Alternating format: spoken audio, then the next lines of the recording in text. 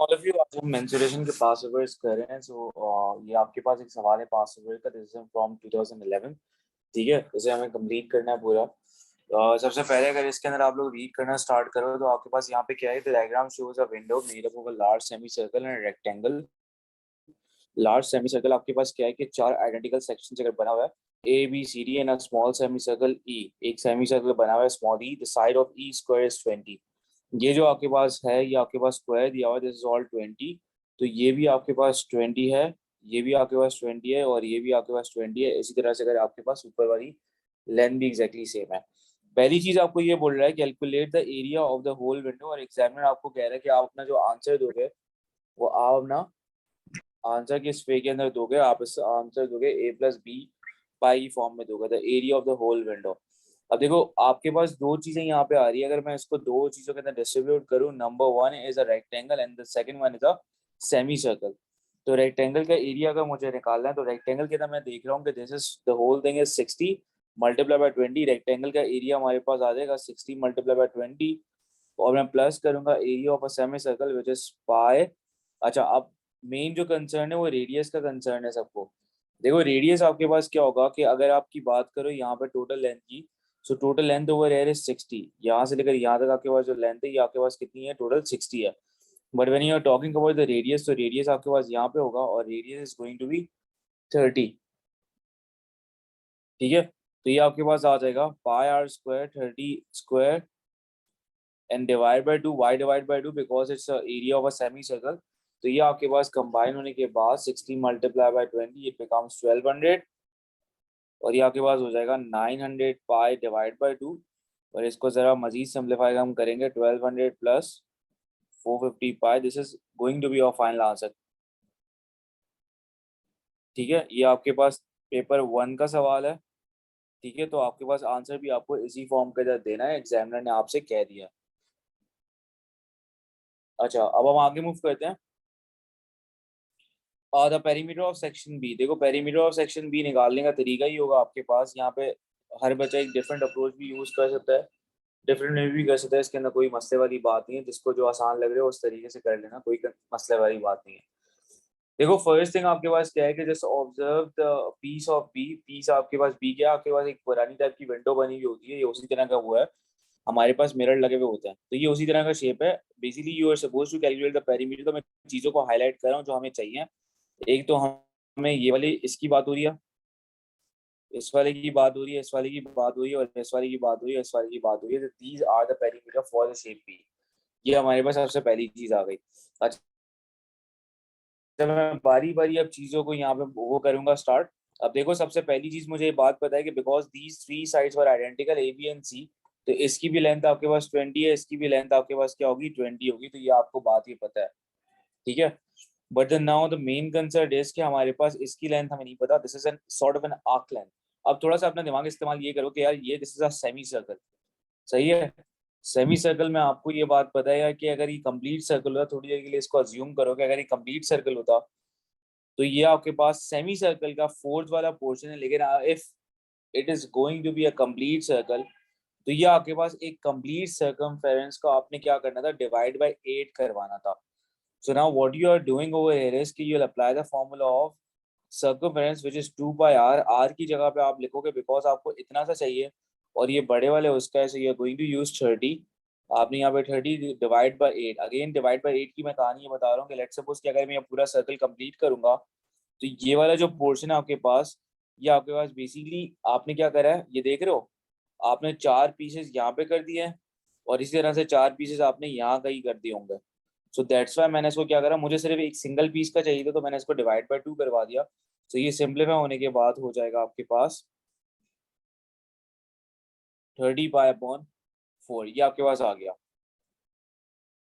Next thing हमारे पास क्या है कि नेक्स्ट के अंदर मैं ऑब्जर्व कर रहा हूँ कि नेक्स्ट में मुझे ये वाला चाहिए, बट इस वाले के लिए मेरे पास क्या है कि इस वाले के लिए तो मुझे जो चाहिए वो इस वाले सर्कल का है।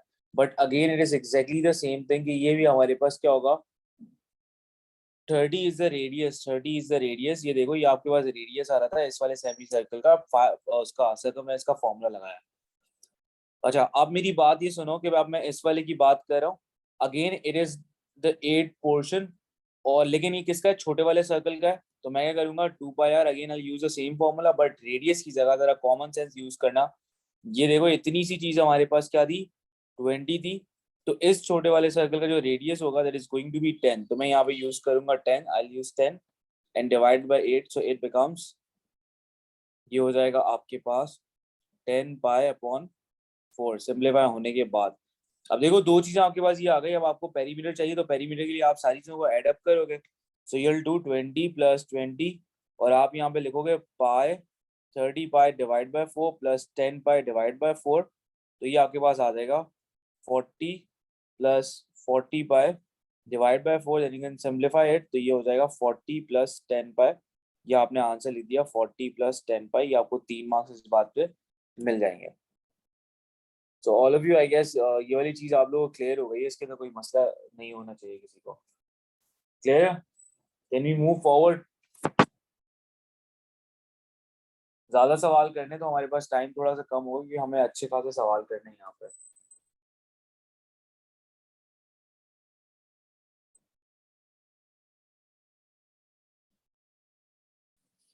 या मुझे चैट में लिख के बता दो, इज इट क्लियर?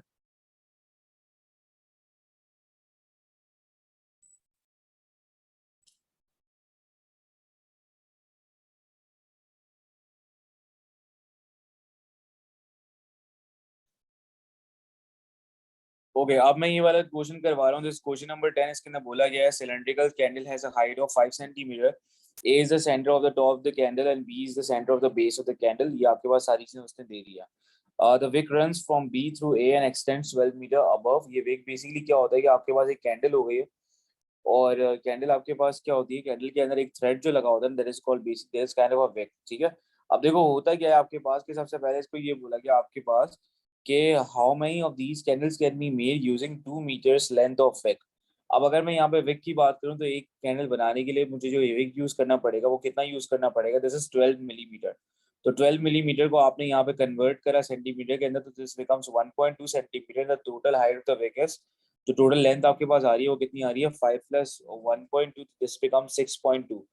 तो 6.2 centimetre is going to be the value for the length of wick. ये आपके पास एक विक की लेंथ आ गई। आपको एक बात ही बताया कि इफ यू मल्टीप्लाई 2/100, तो ये आपके पास सेंटीमीटर्स के अंदर कन्वर्ट होगा 200 सेंटीमीटर। अगर आपके पास 200 सेंटीमीटर अवेलेबल है, तो अगर आप इसको डिवाइड बाय वो करवा दो एक विक की लेंथ के साथ, तो आपके पास नंबर ऑफ कैंडल्स आ जाएगी जो आप यहाँ पे बना रहे होगे।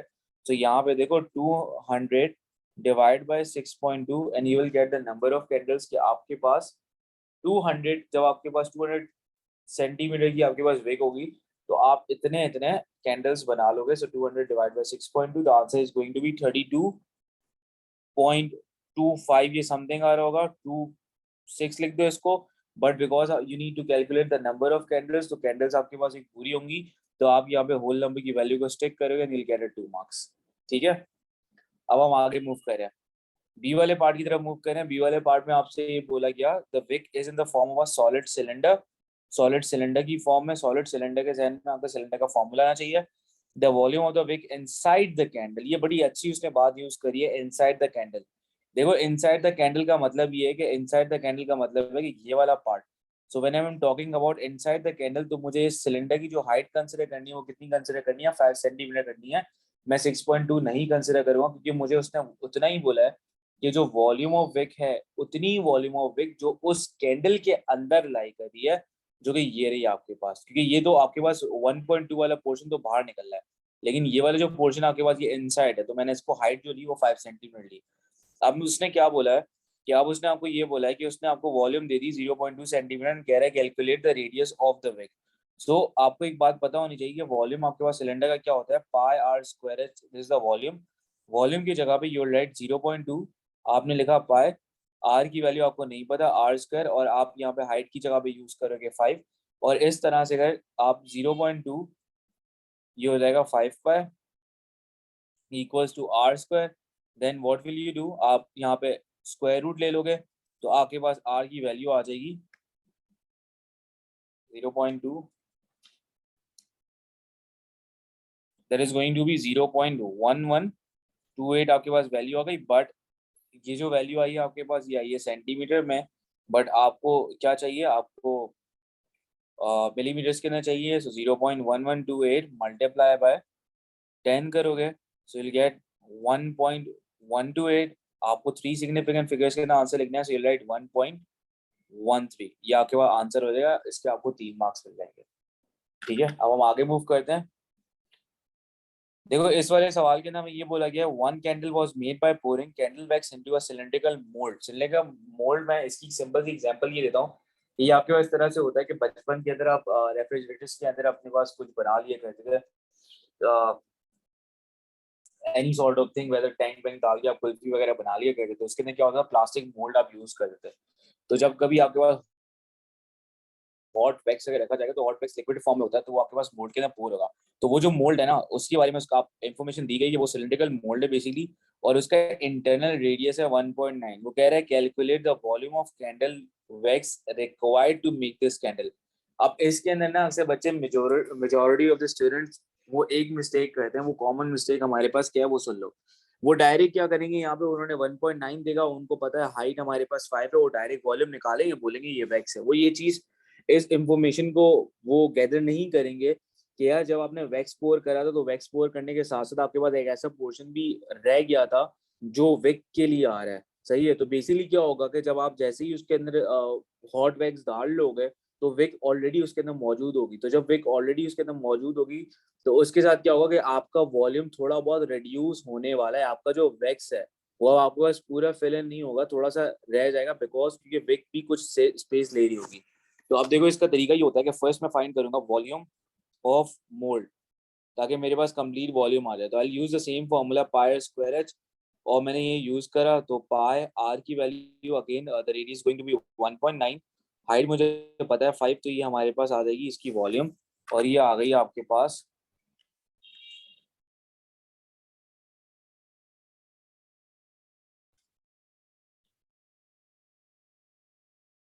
दिस इज 56 पॉइंट, इसको लिख लो 71, राइट। ये आपके पास आ गई। और आपको एक बात ये बताया कि आपके पास जो वॉल्यूम ऑफ विक आपके पास जो आया हुआ है, there is 0.2 centimetre cube.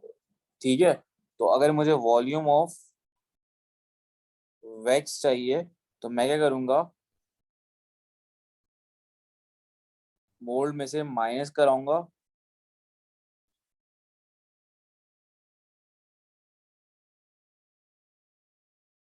So then I get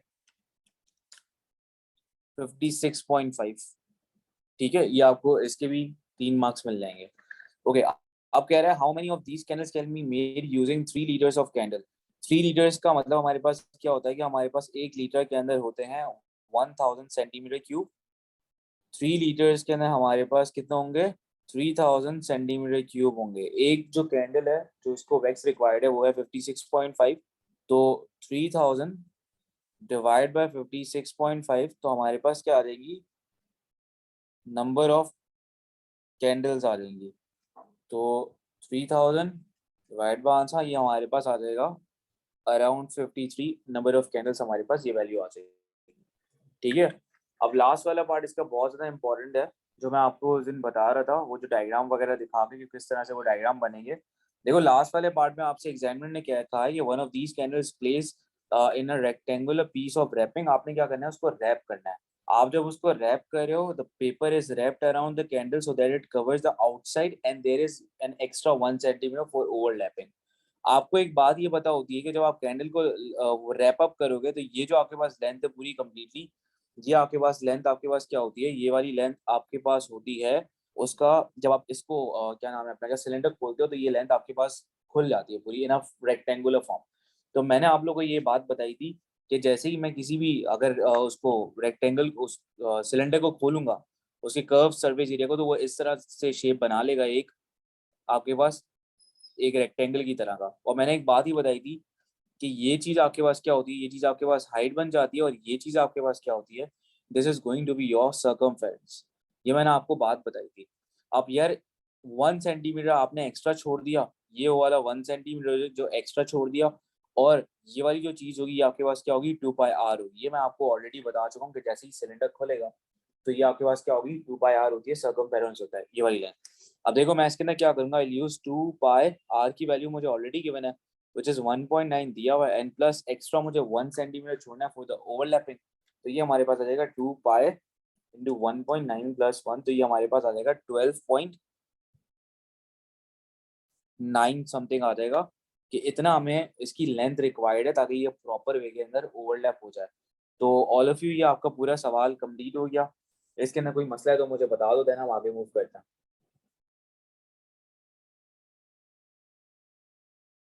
और ये क्लियर है तो बता दो मुझे, फिर हम आगे मूव करें।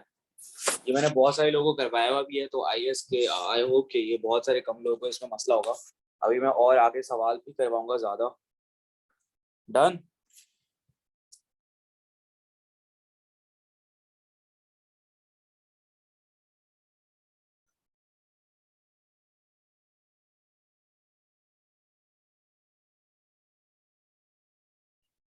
अच्छा, ये 27 वाला सवाल भी मैं करवा दूंगा, 27 वाला सवाल भी देख लो। 27 वाले सवाल के अंदर आपके पास क्या हो रहा है, ये पूरा सवाल अच्छे तरीके से रीड कर लेना।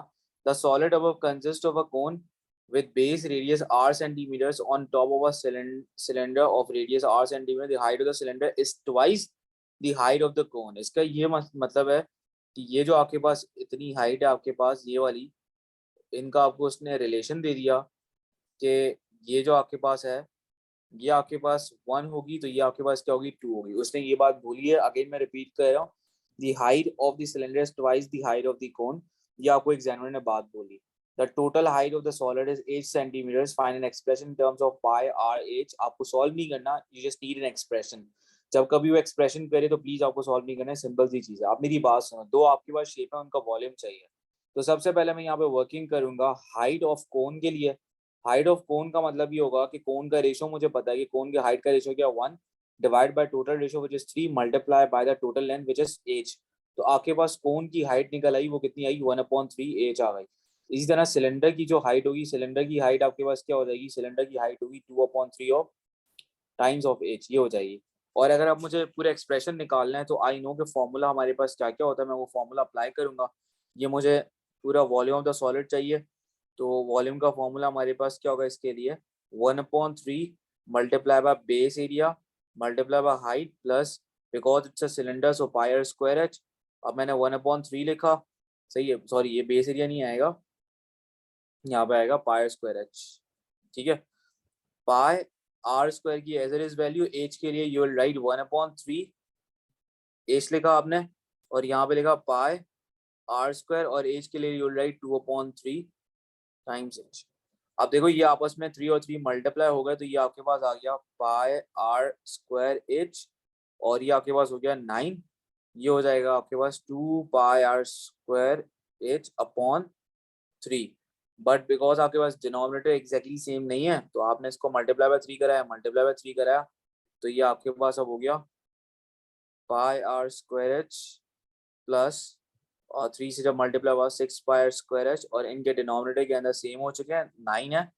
तो अब आपके पास इसका पूरा आ जाएगा 7 pi are square h divide by 9। ये आपके पास आ गया, आपको इस बात के 3 मार्क्स मिल जाएंगे।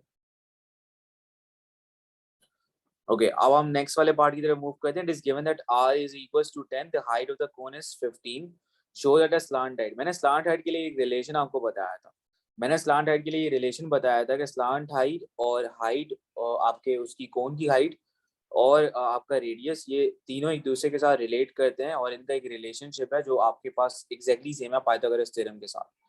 तो मैंने यहाँ पे स्लैंट हाइट का फॉर्मूला यूज करा, L square equals to R square plus H square. R की जगह पे आई राइट 10 स्क्वायर, सही है, और एच की जगह पे आई राइट 15 स्क्वायर। अब यहाँ पे क्या करा, एल स्क्वायर लिखा हुआ था, I do the square root on both of the sides. तो स्क्वायर रूट जैसे ही मैंने करा और ये मैंने इसकी कंप्लीट वैल्यू निकाली, दिस बिकम्स 100 प्लस 225। तो ये आपने सॉल्व करने के बाद जैसे ही वैल्यू निकालोगे तो 18.0 सेंटीमीटर आपके पास आंसर आ जाएगा। तो आप यहाँ पे लिख दोगे हेंस प्रूफ। ये भी आप पार्ट आपने सॉल्व कर दिया।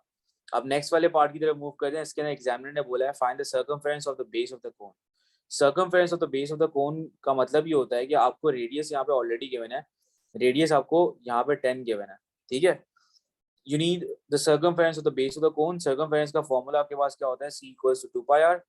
आपने ये फॉर्मूला यूज करा, 2 पाई आर की जगह आपने 10 लिखा, so this becomes 20 pi, even 20 pi is also acceptable. अगर आप उसको कैलकुलेटर में निकाल के पूरी वैल्यू भी लिखना चाहते हो, दोनों एक्सेप्टेबल है, कोई मसले वाली बात नहीं है। सही राइट, 62.8 आपके पास ये आंसर है। 2 मार्क्स आपको इस बात पे मिल गए। अब याद होगा बहुत सारे लोग उस दिन इस बात पे बहस करते हैं कि इस तरह के सवाल नहीं है। देखो इस तरह का सवाल हमारे पास आया हुआ है, इसके अंदर बोला गया जब आपका कोन खुला, सही है, जो आपका कोन खुला तो हमारे पास वो कन्वर्ट हो गया किसके अंदर, सेक्टर के अंदर कन्वर्ट हो गया। And now you are suppose to find the value of theta.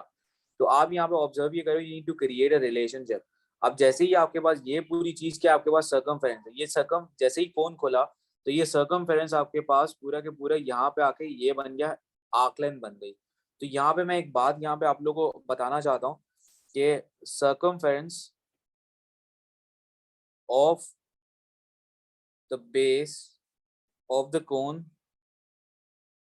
वो इक्वल है किसके साथ, arc length of the sector. अब सर्कमफेरेंस आप ऑलरेडी निकाल चुके हो ऊपर 20 पाई। आर्क लेंथ का फॉर्मूला क्या है, theta upon 360 multiply by 2 pi, r की वैल्यू आपको गिवन है 18। ठीक है, आपने जरा इसके अंदर सिंप्लीफिकेशन का पहले प्रोसेस करना स्टार्ट करा, आपने बोला 2 वन टाइम, ये 180 हो गया। This becomes 20 pi equals to theta upon 180, ये हो जाएगा आपके पास 18 पाई। ऐसे भी जरा सिंप्लीफाई कर सकते हैं, वैसे तो हम लोग इसे भी सिंप्लीफाई कर ही दो, इन दोनों के दरमियान भी सिंप्लीफिकेशन हो जाएगी 18 वन टाइम, और ये आपके पास आ जाएगा 10 टाइम। ठीक है, ये आपके पास सिंप्लीफाई पूरा हो गया, दिस बिकम्स 10 नाउ, और ये पाई हो जाएगा। ठीक है, अब अगर आप वहां पे शिफ्ट करोगे this becomes 20 pi multiply by 10 और डिवाइड बाय पाई, तो थीटा की वैल्यू आपके पास पाई से पाई कैंसिल हो जाएगा, थीटा की value is going to be 200, ये आपने यहाँ पे प्रूफ कर दिया। Yes, answer should be in 3 significant figures. Hence or otherwise find the total surface area of the solid. Last वाले पार्ट में बोल रहा है टोटल सरफेस एरिया निकालो। बेटा टोटल सरफेस एरिया के अंदर आपके पास दो तरह की चीजें आएंगी, मैं थोड़ा सा बता देता हूँ। एक तो आपके पास कोन आया हुआ है, एक आपके पास सिलेंडर आया हुआ है। सही है, अब आप क्या करोगे, टोटल सरफेस एरिया के लिए you apply the formula of the cone but the curve surface area of cone which is pi R L. सही है, सर्कुलर बेस नहीं आएगी बिकॉज आपके पास सिलेंडर के साथ वो अटैच हो गई थी। उसके साथ आपके पास क्या आएगा, सिलेंडर के दो चीजें आएंगी, अगेन आपकी बेस आएगी circular base which is pi are square, and then आपके पास आएगा 2 पाई आर एच। ठीक है, ये आपके पास दो चीज आएंगी।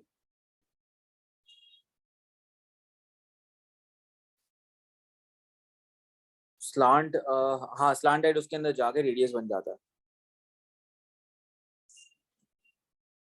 अच्छा अब देखो हमारे पास क्या ये फॉर्मूला अप्लाई करवाना है, रेडियस हमें पता है, रेडियस 10 है, स्लांट हाइट 18 है, और अगेन रेडियस इज 10, और आपके पास ये आ जाएगा 2 बाय रेडियस इज 10, और हाइट आपको पता है, हाइट आपके पास क्या होगी इसकी, आपको उसने दी भी थी, कोन की हाइट 15 है, तो आपके पास कोन की हाइट उसने दी थी आपको, वो कितनी थी, 15 थी, तो सिलेंडर की आपके पास हाइट क्या बन जाएगी, उसका 2 टाइम्स थी, दिस बिकम्स 30, ये आपके पास 30 हो जाएगा। आप इस पूरे को यहाँ पे अप्लाई करोगे तो आपके पास ये पूरी कंप्लीट वैल्यू आ जाएगी।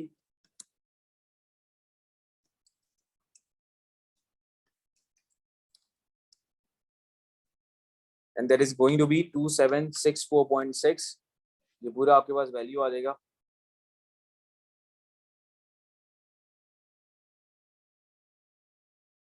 टू 2764.6, और अगर आप लोगों को इसको लिखना है 3 सिग्निफिकेंट फिगर्स के अंदर, तो 3 सिग्निफिकेंट फिगर्स के अंदर आप इसको पूरा राउंड ऑफ करके you can write 2760, 2760, this is going to be your answer. तो ये आपको 3 मार्क इस बात के मिल जाएंगे। ठीक है, ये आपका पूरा ये वाला सवाल भी हो गया। अब मैं आगे मूव कर रहा हूँ to next question. All of you is that clear, आगे मूव करें हम लोग।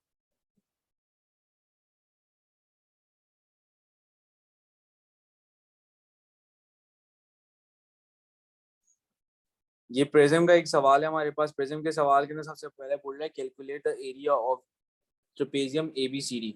एबीसीडी का आपको ये ट्रेपेजियम का एरिया निकालना है। ट्रेपेजियम का एरिया का आपके पास क्या फॉर्मूला था, 1/2 multiply by sum of parallel sides A plus B multiply by height. A आपके पास क्या है, ये आपका ए हो गया, ये आपके पास क्या हो गया, बी हो गया, and this is going to be your height.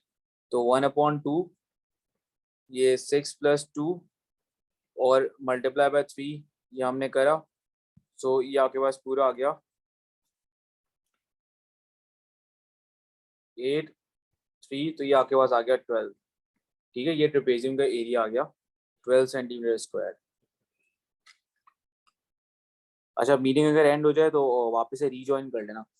कह रहा है calculate the total surface area of the prism. Prism के लिए मैंने आपको एक शॉर्टकट बताया था to find the surface area. मैंने एक बात ये बताई थी आपको कि यार हमेशा से याद रखना कि प्रिज्म के अंदर दो फेसेस होते हैं, दो बेस एरिया होंगे आपके पास। तो if I want to calculate तो मैं क्या करूंगा, 2 मल्टीप्लाई बाय बेस एरिया, सबसे पहले ये करूंगा, and plus perimeter of base, उसको मैं मल्टीप्लाई करवा दूंगा इसके साथ हाइट के साथ।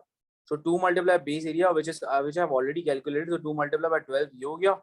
पेरीमीटर ऑफ द बेस का मतलब है ये हमारे पास बेस है। इसके अंदर पेरीमीटर की अगर मैं बात करूं तो एक तो 2 ये आ रहा, और ये 5 आ रहा है, 6 आ रहा है, 3 आ रहा है। This is the whole perimeter.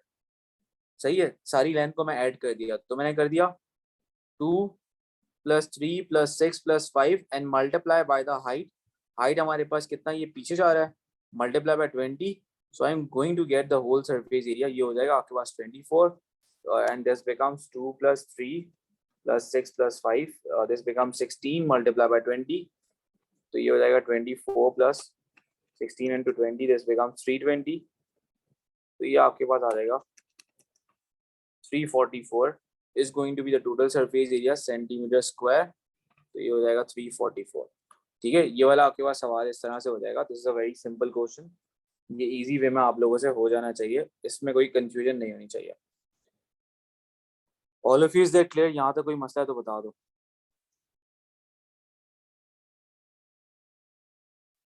Total surface area में वैल्यूज रिपीट होने का कोई कॉन्सेप्ट नहीं है, बेसिक फॉर्मूला हम यूज कर रहे हैं। टोटल सरफेस एरिया में रिपीट करता हूँ, टोटल सरफेस एरिया के अंदर हमारे पास क्या हो रहा है कि दो 2 multiply by the base area, और 2 multiply by the base area क्यों कर रहे हैं, इसके लिए मैं यहाँ पे अगर तुम लोग को ऐप बता दूं तो तुम लोग देख लो जरा, एक बार वापस से भी रिकॉल हो जाएगा। हमारे पास थोड़ा सा टाइम है, फिर मैं नेक्स्ट वाला सेशन स्टार्ट करूंगा। आज भी शायद हो सकता है हमें 3 सेशन तक जाना पड़े, क्योंकि मेंसुरेशन के पासवर्ड्स काफ़ी ज़्यादा हैं और काफ़ी सारे लोगों को वो चीज़ें क्लियर नहीं होती।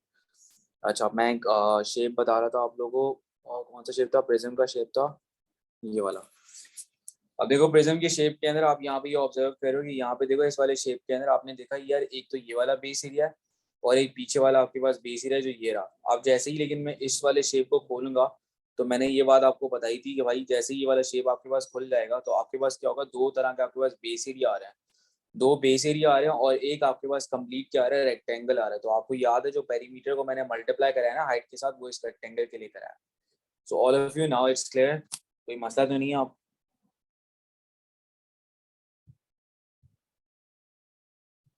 सिलेंडर वाली चीज भी दिखा देता हूँ। सिलेंडर वाली चीज के ना हमारे पास क्या हो रहा होता है,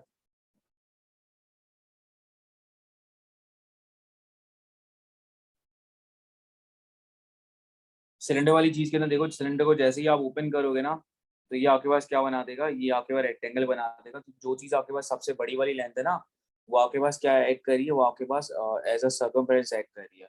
तो आपके पास जब भी कर्व एरिया निकालने चाहते हो ना सिलेंडर का, तो आप निकाल दो 2πr/h। अब क्लियर है? अब क्लियर है तो मुझे बता दो। एक और सवाल में देख लेता हूँ कोई जो हमारे पास काम टाइम में हो जाए, तो हम वो कर लेते हैं। सारे ही बड़े सवाल हैं।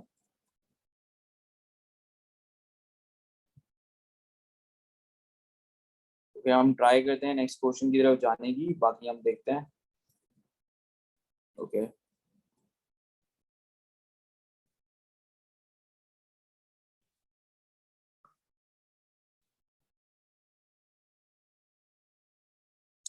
एक्स नहीं, मल्टी पेरीमीटर को हाइट से मल्टीप्लाई इसलिए करा बिकॉज रेक्टेंगल, रेक्टेंगल का एरिया होता है लेंथ मल्टीप्लाई ब्रेथ। तो लेंथ पेरीमीटर बन जाएगी और आपके पास जो हाइट है वो ब्रेथ बन जाएगी, दोनों को मल्टीप्लाई कराया मैंने, सिंपल ये काम कर। अच्छा देखो, अब मैं ये वाला सवाल करवा रहा हूँ, I try to complete this question. उसके बाद अगर ये रह जाएगा हाथ तो हम वापस से मीटिंग स्टार्ट करेंगे and will do the next thing.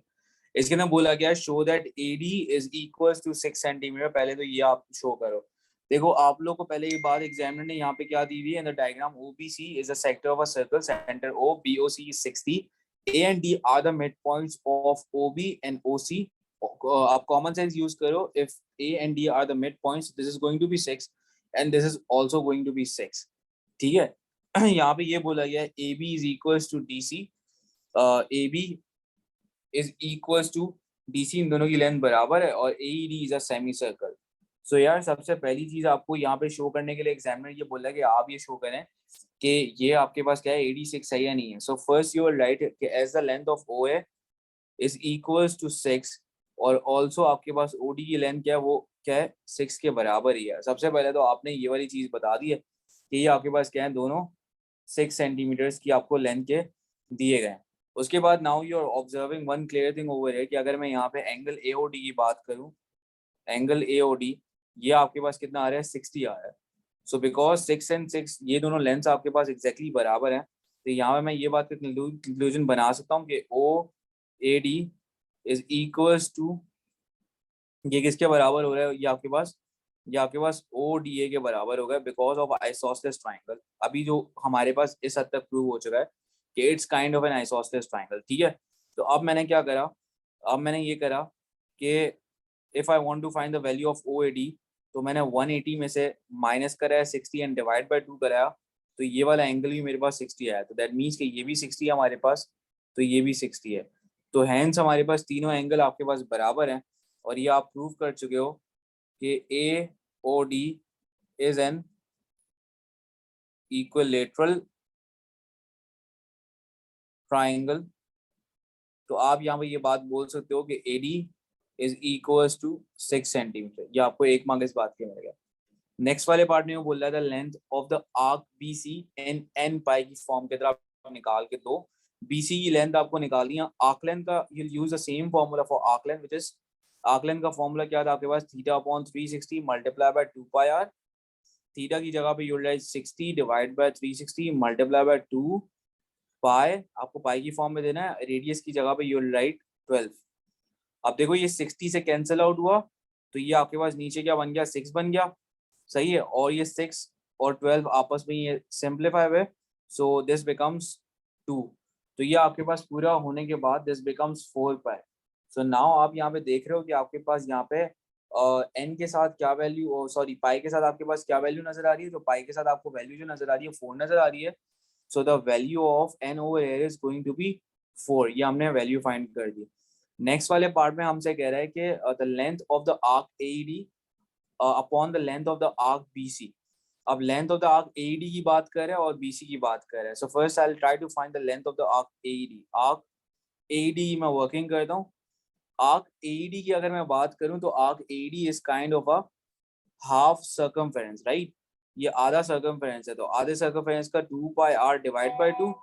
अब 2 पाई r डिवाइड बाय 2 मैंने करा, r की जगह पे I am going to write the radius which is going to be 3 divide by 2 हुआ तो ये हमारे पास आ गया 3 पाई. तो ये मेरे पास जो आ गई चीज AED की वो आ गई 3 पाई और ये मेरे पास ऑलरेडी मुझे पता है व्हिच इज 4 पाई. तो अब मैं अगर इसको पूरा यूज करूं और इसको सिंप्लीफाई करवाने चाहूँ तो आई लाइक 3 पाई अपॉन 4 पाई. पाई से पाई आपके पास यहाँ पे कैंसिल आउट हो जाएगा. So the ratio is 3/4. ये आपके पास फ्रैक्शन में आंसर आएगा 3/4. इसके आपको 2 मार्क्स मिल गया. ठीक है.